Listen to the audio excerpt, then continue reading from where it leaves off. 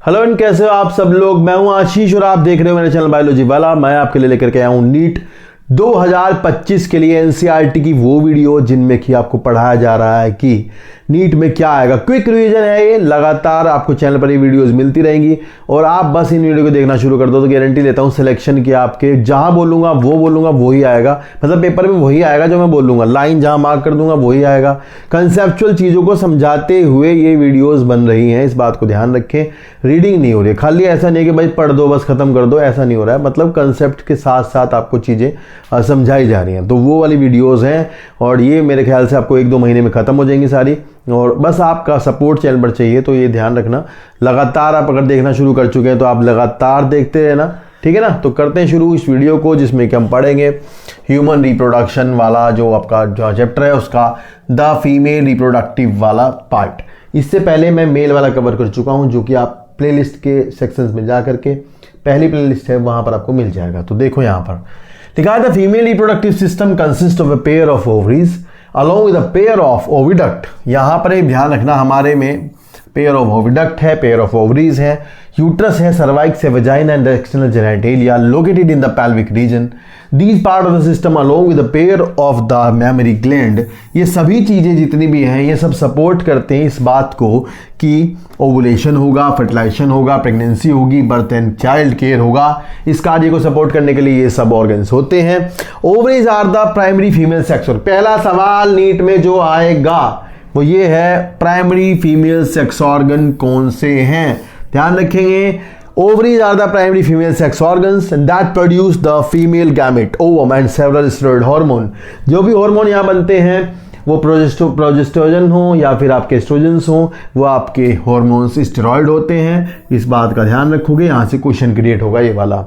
लिखा है the ovaries and located one on each side of the lower abdomen and each ovary is about. पहला सवाल, दूसरा सवाल यहां मिलेगा। ये साइज आपको 2 से 4 सेंटीमीटर का याद करना है। तीसरा सवाल याद करना है कि ये ओवरी पैल्विक वॉल से, यूट्रस से, लिगामेंट से जुड़ी होती है। ध्यान रखेंगे पैल्विक वॉल से भी जुड़ी है और यूट्रस से भी जुड़ी है, तो दोनों से जुड़ी है, इस बात को दिमाग में रखेंगे। पैल्विक वॉल और यूट्रस दोनों से लिगामेंट से कनेक्टेड होती है। Each ovary is covered by a thin epithelium. Ovary covered होती है एपिथेलियम से जो कि आपकी क्यूबोइडल सेल्स की एपिथेलियम होती है, इस बात को ध्यान रखोगे। और यहीं से ही, इसी एपिथेलियम से ही ऊगोनिया बनती हैं, ठीक है। ऊगोनिया का फॉर्मेशन होता है। ट्यूनिका एल्ब्यूजिनिया टाइप की जो लेयर है मेल में वही यहां मिलती है, ये ध्यान रखना। लिखा है विच एनक्लोज द ओवरी स्ट्रोमा। इसके अंदर ओवरी के अंदर ओवरी स्ट्रोमा होता है। आउटर पार्ट ओवरी का कोर्टेक्स कहलाता है, इनर पार्ट स्ट्रोमा कहलाता है। The stroma is divided, stroma का आउटर पार्ट कोर्टेक्स है और स्ट्रोमा का अंदर वाला पार्ट मेडुला कहलाता है। तो ये ध्यान रखना, आपका जो स्ट्रोमा है वो 2 में डिवाइड है, कोर्टेक्स में और मेडुला में। तो ये थोड़ा इंपॉर्टेंट सी बात है। इसके बाद हम देखते हैं यहाँ पर एक डायग्राम है, इस डायग्राम को आप ध्यान से देखो। इस डायग्राम में आपको क्या क्या मिलेगा, इसमें मिलेंगे आपको फैलोपियन ट्यूब्स, इसमें मिलेंगे आपको ओवरी। ये देखो ये ओवरी हैं, तो यहाँ पर जो है ये सब, यहाँ पर लिगामेंट से आपकी ओवरी कनेक्टेड होती है और यहाँ पर आप देखोगे तो ये फैलोपियन ट्यूब है। फैलोपियन ट्यूब में आप देखो ध्यान से, ये इसका पार्ट इन्फंडिबुलम कहलाता है। इसके आगे ये जो झालर जैसी है इसे फिम्बरी कहते हैं। यहाँ ओवुलेशन के बाद जो ओवम होता है उसका कलेक्शन यहाँ फिम्बरी द्वारा होता है और ओवम फिर यहाँ से कलेक्ट होता है और यहाँ से मूवमेंट करता हुआ 10-12 घंटे लगते हैं उसको, वो यहाँ पर पहुँचता है। इस रीजन को हम कहते हैं एम्पुला, एम्पुलरी रीजन। और ये एम्पुला ब्रोडेस्ट पार्ट, चौड़ा पार्ट, ब्रॉड पार्ट होता है। ये सवाल आएगा कि ब्रॉड पार्ट कौन सा होता है, तो एम्पुला होता है। फर्टिलाइजेशन कहाँ होता है, तो एम्पुला में होता है, ये ध्यान रखेंगे, ये पूछा जाएगा। फिर आपका जो नैरो पार्ट होता है यहाँ पर स्थमस, ये खुलता है आपका कहाँ पर, यूट्राइन कैविटी में। और यूट्राइन कैविटी में आप देखो यहाँ पर ये जो एरिया ऐसे कहते हैं fundus of uterus. Most of the time implantation जो है वो यहाँ पर फंडस वाले रीजन में होता है। मोस्ट ऑफ द टाइम अगर इम्प्लांटेशन होता है तो वो फंडस वाले रीजन में यहाँ पर होता है, इस बात को ध्यान रखेंगे। फिर बता दूं मैं आपको, इसके बाद इसकी जो लाइनिंग्स हैं आपकी यूट्रस की, इनके बारे में थोड़ी सी बात कर लेते हैं। इसमें आपको 3 लाइनिंग मिलेंगी। अगर मैं आपको यहाँ दिखाऊं तो जैसे मान लो ये यहाँ पर 3 लाइन आपको मिलेंगी। 3 लेयरिंग मिलेंगी, जिनमें से सबसे बाहर जो होती है, अगर मैं ऐसे बना दूं तो सबसे बाहर जो है वो है आपकी पेरीमेट्रियम, और उसके अंदर है मायोमेट्रियम। यहाँ पे एक क्वेश्चन ये ध्यान रखना है कि मायोमेट्रियम के अंदर स्मूथ मसल्स होती हैं और स्मूथ मसल्स में कॉन्ट्रैक्शन होते हैं, ये आपको बाद में बता दूंगा मैं। और यहाँ पर आपके अंदर वाली लेयर एंडोमेट्रियम होती है, और इसके बारे में आप ध्यान रखना कि ये ग्लैंडुलर है। ये सवाल आएगा कि ग्लैंडुलर लेयर कौन सी है, ये है। सेक्रेटरी लेयर कौन सी है, एंडोमेट्रियम है, ये ध्यान रखना। तो ये 3 लेयर हो जाती हैं। इसके बाद आप यहाँ देखोगे यूट्राइन कैविटी के बाद ये जो एरिया है सर्वाइक्स कहते हैं, सर्वाइक्स और आगे वजाइना है, तो इन दोनों को मिला करके हम कहते हैं बर्थ कैनाल। ये भी एक सवाल है, ठीक है। सर्वाइकल कैनाल और इसको वजाइना को मिला करके दोनों कहते हैं बर्थ कैनाल। तो ये सवाल आपको मिलेगा आगे। तो इस डायग्राम में बस इतना ही कुछ है, ज़्यादा चीज़ें थ्योरी में भी है, एक आधी वहाँ देख लेंगे। यहाँ लिखा है the oviducts fallopian tube uterus and vagina constitute the female accessory ducts.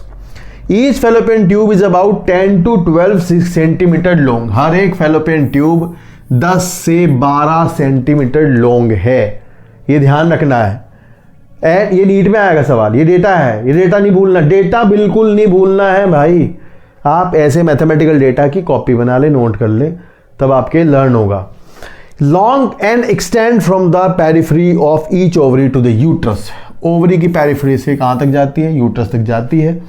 The part closer to the ovary is the funnel shape infundibulum and the as of the infundibulum possess finger like projections called fimbriae. तो एक सवाल ये है, fimbria किसके पास होती है, infundibulum से निकलती है, ऐसा समझ लो। Which are be the collection of the ovum after ovulation. The infundibulum leads a wider, यहाँ नीट में फिर ये वर्ड आएगा वाइडर, ये वर्ड आप मार्क करेंगे। वाइडेस्ट पार्ट पूछेंगे, वाइडर पार्ट पूछेंगे, बता देना। वाइडर पार्ट आपका है एम्पुला, एंड ये सवाल यहाँ से पूछा जाएगा। लास्ट है the last part of the oviduct isthmus has a narrow lumen, has a narrow lumen. Narrow part कौन सा है, जो कि आपका है इस्थमस। तो यहाँ वाइडर, नैरो, इस तरह के शब्दों पे सवाल बनाएगा नीट। ये नीट की आदत है इनकी, एनटीए वालों की, या जो भी पेपर बनाएगा इस तरह के सवाल बनाता है। क्या होता है फर्टिलाइजेशन, कहाँ होता है, तो आपको पता होना चाहिए, एम्पुला में होता है, ये पूछेंगे आपसे, ठीक है। नेक्स्ट देखो, लिखा है द यूट्रस इज सिंगल। तो ध्यान रखना, इसका मतलब कहीं कहीं डबल भी होती होगी, तो यहाँ इसलिए सिंगल लिखा है, ऐसा नहीं कि कहीं डबल नहीं होती। एंड इज कॉल्ड वॉर्म, इसे हम वॉर्म कहते हैं। The shape of the uterus is like inverted pear. ये सवाल है कि इन्वर्टेड पियर जैसी शेप होती है। And it is supported by ligament. फिर से एक क्वेश्चन है, ये सवाल भी आया है नीट में कि लिगामेंट से पेल्विक वॉल से अटैच होती है। देखो वहाँ पर ओवरी के लिए लिखा था यूट्रस से भी अटैच है और पेल्विक वॉल से भी अटैच है, यहाँ लिखा है कि पेल्विक वॉल से अटैच होती है, ये ध्यान रखना। The uterus open into vagina through a narrow cervix and the cavity of the cervix is called cervical canal. Cavity को क्या कहते हैं, सर्वाइकल कैनाल कहते हैं। आगे लिखा है विच अलोंग विद द वजाइना के साथ मिलकर के वो बर्थ कैनाल बनाती है। एक क्वेश्चन यहाँ से आपसे बनेगा, एक क्वेश्चन ये पूछा जाएगा कि बर्थ कैनाल किससे बनती है, तो बताओगे वजाइना और सर्वाइकल कैनाल मिलकर बर्थ कैनाल बनाती है। The wall of the uterus has 3 layers of tissue and the external thin membranes perimetrium. सबसे बाहर जो मेम्ब्रेनस है तो ये पेरीमेट्रियम है। तो यहाँ पर ये थिन को थिक लिख देंगे, इस तरह की करते हैं दिक्कतें। तो थिन है, थिन ध्यान रखना है। तो थिन मेम्ब्रेनस पेरीमेट्रियम है, ये ध्यान रखना है। मिडल में जो थिक लेयर है ये ध्यान रखना है, वो स्मूथ मसल्स की बनी है, उसे मायोमेट्रियम कहते हैं। फिर आगे लिखा है ग्लैंडुलर लेयर कौन सी है, तो ग्लैंडुलर लेयर एंडोमेट्रियम है, ये ध्यान रखना है। तो ये सवाल इस तरह से पूछते हैं, ग्लैंडुलर लेयर कौन सी है, थिक लेयर कौन सी है, सेक्रेटरी लेयर कौन सी है, ये सवाल बनेगा यहाँ से, पक्का आएगा भाई, इंपॉर्टेंट सवाल है, नोट कर लो। लिखा है था endometrium undergoes cyclical changes during menstrual cycle and while the myometrium exhibit strong contraction. देखो भाई कॉन्ट्रैक्शन तो इसमें होंगे ही, क्योंकि बायोलॉजिकल जो आपका कॉन्ट्रैक्शन इसमें होंगे, क्योंकि इसके अंदर स्मूथ मसल्स है। तो जहाँ स्मूथ मसल्स है वो आपकी वो है कॉन्ट्रैक्शन करेगी। जब आपको पता है पार्टीशन के टाइम पर स्ट्रॉन्ग कॉन्ट्रैक्शंस होंगे, लेबर पेन जिनको बोलते हैं, ऑक्सीटोसिन की मदद से वो होता है, तो वो इन्हीं पर एक्ट करता है, ठीक है, ये ध्यान रखना। तो यहाँ से यही सवाल बस बन सकते हैं। नेक्स्ट देखते हैं, लिखा है female external genitalia include mons pubis, labia majora, labia minora, hymen, clitoris. Mons pubis is a cushion of fatty tissue covered by the skin and pubic hairs. तो ये प्यूबिक हेयर कवर्ड किस पूछ लेते हैं, मॉन्स प्यूबिस कहते हैं, जहां pubic hairs होते हैं, that is the mons pubis. And the labia majora are the fleshy fold, the tissue which extend down from the mons pubis and surround the vaginal opening. तो labia minora are paired fold, देखो यहाँ paired fold of the tissue under the labia majora. The opening of the vagina is often covered partially by a membrane called the hymen. तो partially covered होती है hymen से, ये सवाल ध्यान रख लेना, ठीक है। लिखा है कि the clitoris is a teeny finger-like structure which lie at the upper part of the upper junction of the two labia minora about the urethral opening. तो यहाँ से ये सवाल मुझे लगता है बनाएंगे। क्या बना सकते हैं कि जो क्लाइटोरिस है, ये क्लिटोरिस, और ये एक तो ये ध्यान रखना कि मेल पेनिस से रिजेंबल करता है, ये सवाल बनता है इसका। और ये फिंगर लाइक स्ट्रक्चर है जो कि अपर जंक्शन, ये लिखा है upper junction of the two labia minora, labia minora के अपर जंक्शन पर about the urethral opening, urethral opening के ऊपर ये मिलता है। समझ रहे हो मेरी बात को? तो ये पोजीशन इसकी यहां से क्वेश्चन बना सकते हैं। लिखा है the hymen is often torn during the first coitus intercourse. Hymen जो है वो फर्स्ट क्वार्टस में खत्म हो जाती है। नीचे लिखा हुआ है कि जरूरी नहीं है कि हाइमन का होना या हाइमन का ना होना ये वर्जिनिटी को दर्शाता है, तो इस पर थोड़ा समाज में भ्रांतियां फैली हुई हैं, इसलिए इन्होंने यहाँ पर 2 लाइन लिख के दी हैं कि भाई ये हाइमन की वर्जिनिटी का सबूत नहीं है, ठीक है, ये वाली बात है। तो इसमें से कुछ है नहीं। नेक्स्ट देखते हैं। नेक्स्ट है functional mammary gland is characteristics of all female mammals and the mammary glands are paired structure breast that contain glandular tissue and variable amount of fat. अब यहां से मैं आपको बता दूं नीट क्या पूछेगा। यहां से नीट पूछेगा आपको इस डायग्राम से पूछेगा, ये जो डायग्राम है ना हमारा, जिस डायग्राम से ये पूछेगा कि किसके बाद कहां से क्या होता है, मतलब लाइक ये पाथ जो है ना आपको ये पूछेगा कि mammary lobules, secondary mammary tubules, secondary mammary duct, mammary ampulla, lactiferous duct, ठीक है, निपल, ये पाथ जो है ना, इस पाथ को आपसे पूछा जाएगा नीट में। समझ रहे हो? तो यहाँ फोटो जब आप एनसीईआरटी वाला देखोगे तो उसमें एक वर्ड नहीं है, जबकि थ्योरी में वो वर्ड है। तो ये थोड़ा सा कॉम्प्लेक्स है, इस बात को ध्यान रखना। मतलब ये पाथ आपको याद करना होगा। देखो कैसे लिखा है, the glandular tissue of each breast is divided to 15 to 20 mammary lobes. 15 से 20 मेमोरी लॉब्स हैं, ये ध्यान रखना है। Containing cluster of cells called alveoli. तो मेमोरी लॉब्स में क्या है, एल्विलाई है। The cell of alveoli secrete milk. तो ये ध्यान रखना कि क्लस्टर ऑफ सेल एल्विलाई कहलाता है। और 15 से 20 मेमोरी लॉब्स हैं, उनमें ये होती हैं और मिल्क ये सीक्रेट करती हैं एल्विलाई। लिखा है वो मिल्क ल्यूमेन में इनकी कैविटी में स्टोर होता है। फिर लिखा है the alveoli open into mammary tubule. Alveoli खुलती है कहाँ, मेमोरी ट्यूब्यूल्स में खुलती है। And the tubule of each lobe join to form a mammary duct. Tubules, mammary tubules जुड़ करके बनाते हैं मेमोरी डक्ट ये। And several mammary duct join to form a wider mammary ampulla. फिर मेमोरी एम्पुला। तो देखो mammary lobes, cluster of cells alveoli, alveoli से alveolar duct, sorry alveoli से मेमोरी ट्यूब्यूल्स, मेमोरी ट्यूब्यूल से मेमोरी डक्ट, मेमोरी डक्ट से mammary ampulla, mammary ampulla से बाहर nipple. ये तो ये पाथ आपसे पूछा जाएगा, इसे आपको लर्न करना है, ठीक है। एक सवाल यहाँ से आएगा, एरियोला क्या है। तो जो डार्किश एरिया जैसे अराउंड द निपल होता है उसे हम एरियोला कहते हैं, ठीक है। एक ये मेजर मसल होती है ब्रेस्ट के एरिया में, चेस्ट वाले रीजन में, इसका नाम दे रखा है पेक्टोरस मेजर मसल, ठीक है, ये देख लेना। बाकी कुछ ज़्यादा यहाँ से पूछा जाएगा नीट में, ये पाथ जरूर आएगा, पक्का बता रहा हूँ, ठीक है, नोट कर लो इसको। नेक्स्ट, अब यहाँ पर नेक्स्ट जो है हमें फॉलिकुलर डेवलपमेंट सीखना है, मेन पार्ट यही है इसका। इसके बाद हम अगली वीडियो में मेंस्ट्रुअल साइकिल वाले प्रोसेस को कवर करेंगे। पहले आज हम फॉलिकुलर डेवलपमेंट की प्रक्रिया को समझेंगे, क्या क्या होता है, कैसे होता है, कौन से हार्मोन कैसे इसको कंट्रोल करते हैं, ये हमें समझना है। देखो तो भाई यहाँ पर ये है आपकी ऊगोनिया। अब सबसे पहली चीज़ समझना ध्यान से कि ये कार्य कब, कहाँ, कैसे, क्यों चल रहा है। आपको बता दूं, ये अगर ओवरी है तो इसके बाहर एपिथेलियम से कवर्ड है। इस एपिथेलियम में यहाँ पर बहुत सारी सेल्स हैं। यहाँ पर एपिथेलियम तो होगी और उसी एपिथेलियम से ही ये सेल्स बनी होंगी डिवाइड होके। और ये सेल्स जो हैं, काफ़ी सारी सेल्स हैं, इनको हम मान लो उनको कहते हैं ऊगोनिया, या लोग इसे एगनेस्ट कहते हैं, एगनेस्ट या ऊगोनिया। तो ऊगोनिया, बहुत सारी ऊगोनिया है यहाँ, और ये सारी ऊगोनिया डिप्लॉइड है, 2n है, सारी की सारी 2n होती हैं। और ये डिप्लॉइड ऊगोनिया में ही, इनमें से ही ये ध्यान रखना है, जब ये लड़की जिसकी ओवरी है, जब ये पैदा नहीं हुई है तब की बात हो रही है, जब ये अपनी माँ के गर्भ में है तब की बात हो रही है, उस समय की बात हो रही है।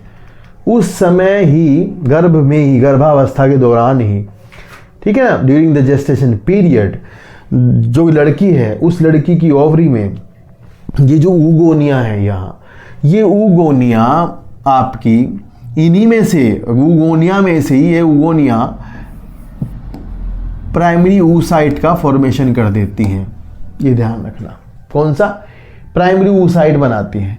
डिप्लॉइडी ये हैं, डिफ्रेंशिएट हुई होंगी तो डिप्लॉइडी प्राइमरी oocyte बना दिया।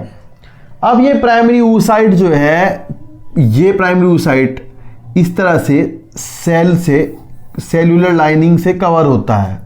यहाँ पर ये देखो, ओवेरियन स्ट्रोमा की ही सेल्स, ओवेरियन स्ट्रोमा की ही सेल्स इसे कवर करती हैं। और ये आपका एक सेल्यूलर लाइनिंग से कवर हो जाता है। तब हम इसे कहते हैं कि ये हमारा प्राइमरी फॉलिकल है। क्या है? Primary follicle. तो ऐसे ऐसे प्राइमोर्डियल फॉलिकल और प्राइमरी फॉलिकल जिनके अंदर प्राइमरी oocyte है, ये प्राइमरी oocyte के अंदर मियोसिस शुरू हो चुकी है, मियोसिस शुरू कर चुका है प्राइमरी oocyte। और मियोसिस शुरू होने के बाद वो मियोसिस डिप्लोटीन स्टेज में, डिप्लोटीन स्टेज में, मियोसिस 1 की, प्रोफेज 1 की, डिप्लोटीन में, लेप्टोटीन, जाइगोटीन, पैकेटीन, डिप्लोटीन में जाकर के अरेस्ट हो जाती हैं। कौन हो जाते हैं अरेस्ट? आपके जो प्राइमरी oocytes हैं। Primary oocyte, the cell that is diploid cell start meiosis and arrested in diplotin stage, having a covering of the cell that is the granulosa cells. Granulosa cells. The cells are granulosa cells. ये granulosa cells की covering हो जाएगी। और जब granulosa cells की covering हो जाएगी तो इसे प्राइमरी फॉलिकल कहते हैं। अब ऐसे बहुत सारे फॉलिकल्स जिनमें कि मियोसिस स्टार्ट हो चुकी है, फिर अरेस्ट हो चुकी है, ऐसे बहुत सारे फॉलिकल लड़की की ओवरी में हैं, लाखों तक, 3-4 लाख फॉलिकल जिनमें इस तरह से oocyte है। इसके साथ वो लड़की पैदा हो जाती है और प्यूबर्टी आने तक, up to the as of 13 और 12, 13, 14, तब तक उनमें से बहुत सारे फॉलिकल्स फॉलिकुलर एट्रेसिया के कारण समाप्त हो जाते हैं। तो लगभग 70-80 हज़ार तक फॉलिकल बचते हैं हर ओवरी में, जिनमें कि मियोटिक अरेस्ट हो रखा है oocyte का। फिर वहाँ पर ये होता है कि उसके अंदर फीमेल हॉर्मोन्स या हॉर्मोन्स बनना शुरू होते हैं कि एंटी पिट्यूटरी, आपको पता है, गोनेडोट्रोपिन्स, FSH और LH बनाना शुरू कर देगी। और इनके कारण, इनके प्रभाव के कारण उनका जो मियोटिक अरेस्ट है वो मियोटिक अरेस्ट खुल जाएगा, मियोसिस आगे प्रोसीड हो जाएगी। किसी एक फॉलिकल की, डोमिनेंट फॉलिकल मान लो उसको, तो उसकी मियोटिक अरेस्ट खुल जाएगा और वो थोड़ा मियोसिस उसकी आगे प्रोसीड करेगी और मियोसिस शुरू हो जाएगी। साथ ही साथ जो ग्रेनुलोसा सेल्स हैं आप देख रहे हो, ये ग्रेनुलोसा सेल्स जो हैं, इनकी भी आप देखोगे तो इनकी भी संख्या जो है वो बढ़ने लगेगी। ये ध्यान रखना, इनकी भी संख्या जो है वो बढ़ने लगेगी और ये कवर मतलब ये बढ़ने लगेगी, संख्या बढ़ जाएगी।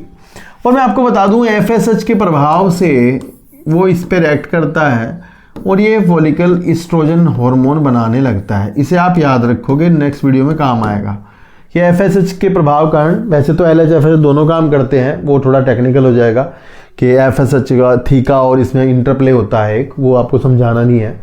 पर आप ऐसा समझो कि एफएसएच के प्रभाव कारण ग्लैशो सेल्स हैं वो एस्ट्रोजन बनाने लगी। अब एस्ट्रोजन जो बनने लगा है ये जाकर के सेकेंडरी सेक्सुअल कैरेक्टर्स को, एंडोमेट्रियम को बढ़ाना शुरू करेगा, एंडोमेट्रियम पर काम करेगा और सेकेंडरी सेक्सुअल कैरेक्टर्स को बढ़ाएगा फीमेल के अंदर। साथ ही साथ इसके बाहर एक लेयर बन जाएगी दैट इज थीका लेयर। तो अब हम इसे कहते हैं कि ये सेकेंडरी फॉलिकल है। क्या है? सेकेंडरी फॉलिकल है।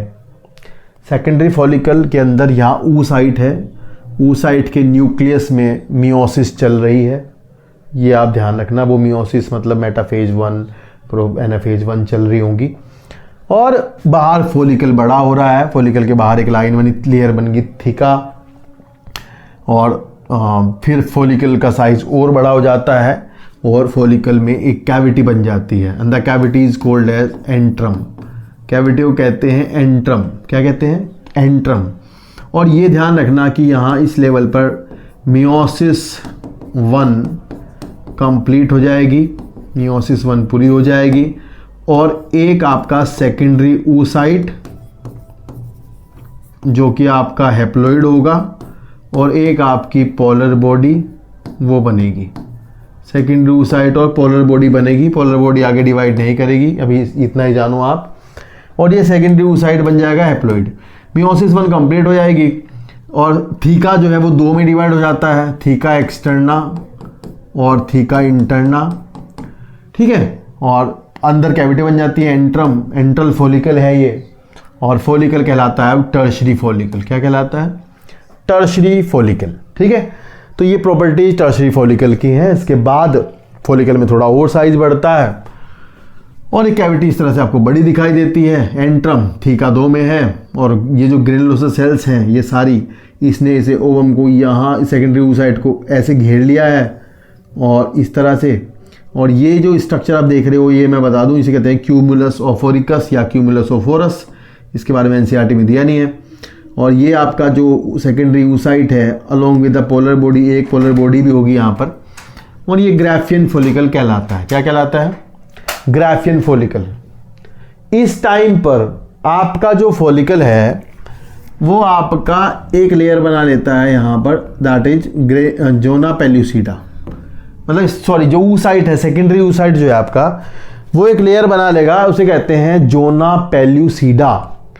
जोना पेल्यूसिडा नाम की लेयर इसके आगे बन जाएगी। यहाँ पर सेकेंडरी oocyte बनाता है, इस बात को ध्यान रखना। नॉन सेल्यूलर लेयर है, म्यूकोपॉलीसेक्राइड्स की बनी हुई लेयर है, ये ध्यान रखना। ग्लाइकोप्रोटीनेशियस है। और अब ये मैच्योर फॉलिकल है, अब ये ओवुलेशन करने वाला है। बस इसके बाद यहाँ ओवुलेशन होगा, वो हम आगे समझेंगे। अभी जो थ्योरी एनसीईआरटी की है उसको जरा देख ले एक बार। वहाँ क्या लिखा है? क्या लिखा है कि the process of formation of mature female gamete is called oogenesis which is markedly different from spermatogenesis. क्योंकि स्पर्मेटोजेनेसिस तो शुरू होती है प्यूबर्टी आने पर, लेकिन ये शुरू हो जाता है पहले ही। oogenesis initiated during the embryonic development stage. ये ध्यान रखना है, ये डिफरेंस है दोनों में। And when a couple of million of gamete mother cell oogonia are formed within each foetal ovary. Millions of, देखो millions of, no more oogonia added after birth. जन्म के बाद कोई oogonia उसमें ऐड नहीं होगी। And these cell start division at enter into prophase 1। ये cell start करती हैं डिवीजन को और प्रोफेज 1 शुरू कर लेती हैं और मैंने बताया डिप्लोटीन में जाके अरेस्ट हो जाती हैं।